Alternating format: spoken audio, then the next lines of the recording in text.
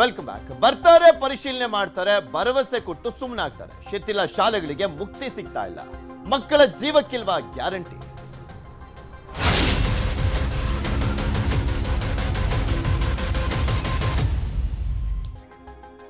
ಸರ್ಕಾರಿ ಶಾಲೆಗಳ ಸಮಸ್ಯೆಗಳಿಗೆ ಮುಕ್ತಿ ಯಾವಾಗ ಅನ್ನುವಂತ ಪ್ರಶ್ನೆಗೆ ಮಾತ್ರ ಉತ್ತರ ಸಿಗೋದೇ ಇಲ್ಲ ಅಂತ ಕಾಣಿಸುತ್ತೆ.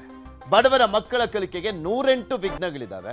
ಆ ಕಾರಣಕ್ಕೋಸ್ಕರನೇ ಸರ್ಕಾರಿ ಶಾಲೆಗಳಿಗೆ ಸೇರ್ಲಿಕ್ಕೆ ಹಿಂದೆ ಮುಂದೆ ನೋಡುವಂತ ಪರಿಸ್ಥಿತಿ. ಶಿಥಿಲ ಶಾಲೆಯಲ್ಲಿ ಜೀವ ಭಯದಲ್ಲೇ ಕಲಿಕೆ. ಈಗ ತೋರಿಸ್ತಾ ಇರುವಂತದ್ದು ಚಾಮರಾಜನಗರ ಜಿಲ್ಲೆಗೆ ಸಂಬಂಧಪಟ್ಟಂತೆ. ಚಾಮರಾಜನಗರ ಜಿಲ್ಲೆಯ ಸರ್ಕಾರಿ ಶಾಲೆ ಬಸವಾಪುರ ಸರ್ಕಾರಿ ಹಿರಿಯ ಪ್ರಾಥಮಿಕ ಶಾಲೆ. ಅದು ಕಟ್ಟಡ ಶಿಥಿಲಗೊಂಡಿದೆ. ಶಾಲೆಯ ಹೊರಗಡೆನೆ ಮಕ್ಕಳಿಗೆ ಪಾಠವನ್ನ ಮಾಡಲಾಗ್ತಾ ಇದೆ. ಯಾವಾಗ್ಲೂ ಹೇಳ್ತಾ ಇರ್ತೀವಿ, ಈ ತರದ ಸ್ಟೋರಿ ಬಂದಂತ ಸಂದರ್ಭದಲ್ಲಿ ಮಕ್ಕಳಿಗೆ ಕೊಠಡಿಯ ಒಳಗಡೆ ಕೂರಿಸಿ ಪಾಠವನ್ನ ಮಾಡುವಂತ ಸಂದರ್ಭದಲ್ಲೇ ಸರಿಯಾಗಿ ತಲೆಗತ್ತಾ ಇರಲ್ಲ. ಇನ್ನು ಹೊರಗಡೆ ಎಷ್ಟೆಲ್ಲ ಡಿಸ್ಟರ್ಬೆನ್ಸ್ ಇರುತ್ತೆ. ಈ ಸಂದರ್ಭದಲ್ಲಿ ಪಾಠ ಮಾಡಿದ್ರೆ ಹೇಗಾದ್ರೂ ತಲೆಗೆ ಹೋಗುತ್ತೆ ಅಂತ ಈ ಬಗ್ಗೆ ಜುಲೈ 20ರಂದು ನ್ಯೂಸ್ 18 ವಿಸ್ತೃತ ವರದಿಯನ್ನ ಮಾಡಿತ್ತು. ಸೆಪ್ಟೆಂಬರ್ 13ನೇ ತಾರೀಕು 2 ಕೊಠಡಿ ಕೆಡವಲಿಕ್ಕೆ PWD ಇಲಾಖೆ ಸೂಚನೆಯನ್ನ ಕೂಡ ಕೊಡುತ್ತೆ. ಶಾಲೆ ರಿಪೇರಿಗೆ ಶಾಸಕರ ಅನುದಾನದಿಂದ ಶಾಸಕ ಪುಟ್ಟರಂಗ ಶೆಟ್ಟಿ ಅವರು 8 ಲಕ್ಷ ಹಣವನ್ನ ಕೂಡ ಕೊಡ್ತಾರೆ. ಇಷ್ಟಾದ್ರೂ ಕೂಡ 2 ಶಿಥಿಲ ಕೊಠಡಿಗಳ ನೆಲಸಮಕ್ಕೆ ಮೀನಾಮೇಷ ಎಣಿಸಲಾಗ್ತಾ ಇದೆ. ಇತರೆ ಕೊಠಡಿಗಳ ರಿಪೇರಿಗೂ ಕೂಡ ಮುಂದಾಗ್ತಾ ಇಲ್ಲ ಅಧಿಕಾರಿಗಳು. ಹೊಸ ಕಟ್ಟಡ ನಿರ್ಮಾಣ ಭರವಸೆ ಇನ್ನೂ ಕೂಡ ಈಡೇರಿಲ್ಲ. ನಾವು ತೋರಿಸಿದಂತಹ ಸಂದರ್ಭದಲ್ಲಿ 2 ಏನ್ ಶಿಥಿಲಗೊಂಡಿದ್ದಂತಹ ಒಂದು ಕೊಠಡಿಗಳನ್ನ ಕೆಡವಿ ಹೊಸ ಕಟ್ಟಡ ನಿರ್ಮಾಣ ಆಗುತ್ತೆ ಅಂತ ಪೋಷಕರು ಮಕ್ಕಳು ತುಂಬಾ ಆಸೆಯಲ್ಲಿದ್ರು. ಆದ್ರೆ ಆ ಆಸೆ ದಿನೇ ದಿನೇ ಕಡಿಮೆ ಆಗ್ತಾ ಇದೆ, ಕನಸಾಗೆ ಉಳ್ಕೊಳ್ತಾ ಇದೆ. ಇರುವ 4 ಕೊಠಡಿಗಳಲ್ಲಿ 1ರಿಂದ 8ನೇ ತರಗತಿಗೆ ಪಾಠವನ್ನ ಮಾಡಬೇಕಾಗಿದೆ. ಶಾಲೆಯ ಜಗುಲಿ ಗ್ರಾಮದ ಚಾವಡಿಯಲ್ಲಿ ಪಾಠವನ್ನ ಮಾಡ್ತಾ ಇದ್ದಾರೆ. 110 ವಿದ್ಯಾರ್ಥಿಗಳ ಕಲಿಕೆ ಆದ್ರೂ ಕೂಡ ಸೂಕ್ತ ಕೊಠಡಿಗಳಿಲ್ಲ. ನಿಮ್ಗೆ ತೋರಿಸ್ತಾ ಇದೀವಿ ದೃಶ್ಯಾವಳಿಗಳಲ್ಲಿ. ಎಂತ ಕಿತ್ತೋದ್ ಶಾಲೆ ಅದು ಅಂತ. ಎಲ್ಲೆಲ್ಲ ಪಾಠವನ್ನ ಮಾಡ್ತಾ ಇದ್ದಾರೆ ನೋಡಿ ಅಲ್ಲಿ. ಇದ್ರ ಬಗ್ಗೆ ಗ್ರಾಮಸ್ಥರು ಮಾತನಾಡಿದ ನೋಡೋಣ.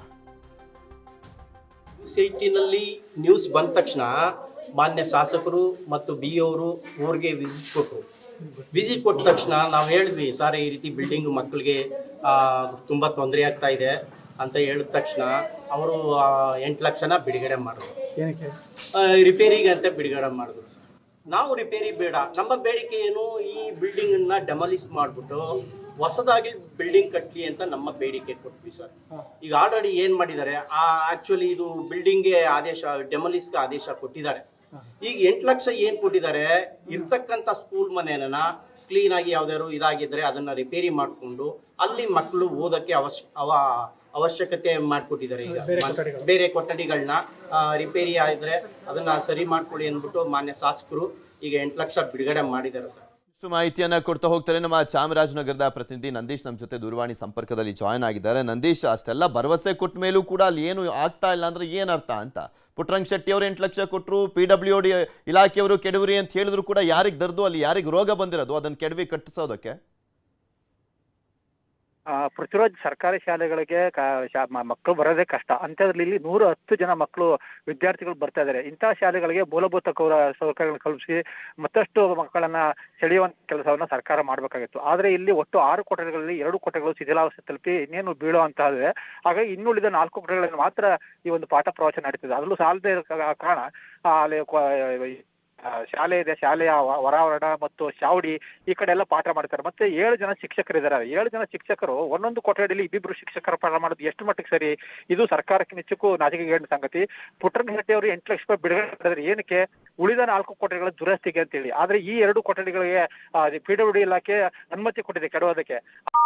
ಯಾವುದೇ ರೀತಿಯ ಅಮೌಂಟ್ ಅನ್ನ ರಿಲೀಸ್ ಮಾಡಿ ಕೆಡೋದಕ್ಕೆ ಅಕ್ಕಿಗೆ ಬೇರೆ ಕಡೆ ಸಾಗಿಸ್ಬೇಕಾದ್ರೆ ಅದಕ್ಕೂ ಸಹ ಯಾವುದೇ ರೀತಿಯ ಒಂದು ಕ್ರಮ ತಗೊಂಡಿಲ್ಲ. ಪುಟ್ಟರಂಗ ಶೆಟ್ಟಿ ಅವರು ಭರವಸೆ ಕೊಟ್ಟಿದ್ರು, ನಾವು ವರದಿ ಮಾಡಿದಾಗ 1 ಕೊಠಡಿಯನ್ನ ಅಲ್ಲಿ ನಿರ್ಮಿಸಿಕೊಡ್ತೀನಿ ಅಂತ. ಆದ್ರೆ 1 ಕೊಠಡಿ ಇರಲಿ, ಯಾವುದೇ ರೀತಿಯ ಅಲ್ಲಿ ಒಂದು ಯಾವುದೇ ರೀತಿಯ ಅಭಿವೃದ್ಧಿ ಕೆಲಸಗಳು ಆಗಿಲ್ಲ. ಹಾಗಾಗಿ ಮಕ್ಕಳು ಬೇರೆ ಕಡೆ ಮುಖ ಮಾಡುವಂತಹ ಪರಿಸ್ಥಿತಿ ಮುಂದಿನ ಒಂದು ಶೈಕ್ಷಣಿಕ ವರ್ಷದಲ್ಲಿ ಕಂಡುಬರೋ ಸಾಧ್ಯತೆಗಳಿವೆ. ಪೃಥ್ವಿರಾಜ್, ಓಕೆ, ಧನ್ಯವಾದ ನಂದೀಶ್ ನಿಮ್ಮೆಲ್ಲ ಮಾಹಿತಿಗಾಗಿ.